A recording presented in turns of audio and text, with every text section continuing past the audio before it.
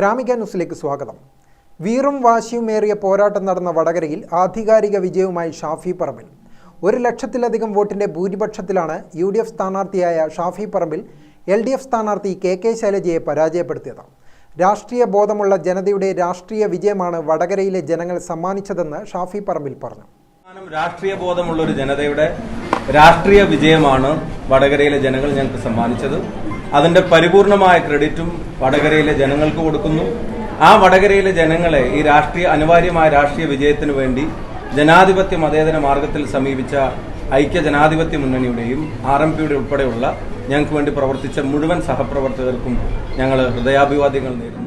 Padmaja വേണുഗോപാലിന്റെ BJP പ്രവേശനവും ഇതിനൊപ്പം വടകരയിലെ sitting MP K മുരളീധരന്റെ തൃശൂരിലേക്കുള്ള മണ്ഡലമാറ്റവും ഇതിനു പിന്നാലെ ഷാഫി പറമ്പിൽ UDF സ്ഥാനാർത്ഥിയായി എത്തിയതോടെയാണ് വടകര സംസ്ഥാനത്ത് തന്നെ ശ്രദ്ധിക്കപ്പെടുന്ന മണ്ഡലമായത്.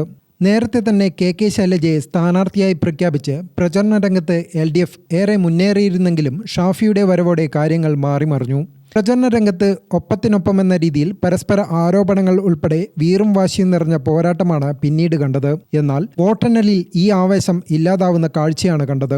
വോട്ടെണ്ണലിന്റെ ആദ്യ മണിക്കൂറിൽ മാത്രമാണ് KK ശൈലജ ചെറിയ ഒരു ലീഡ് ഉയർത്തിയത്.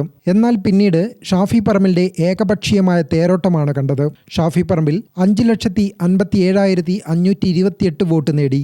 1,14,506 വോട്ടിന്റെ ഭൂരിപക്ഷം നേടിയപ്പോൾ KK ശൈലജ 4,43,022 വോട്ടാണ് നേടിയത്.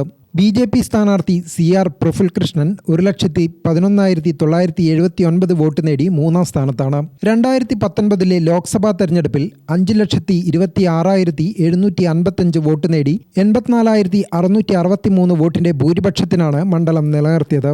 LDF സ്ഥാനാർത്ഥി P ജയരാജൻ 4,42,092 വോട്ടാണ് നേടിയത്.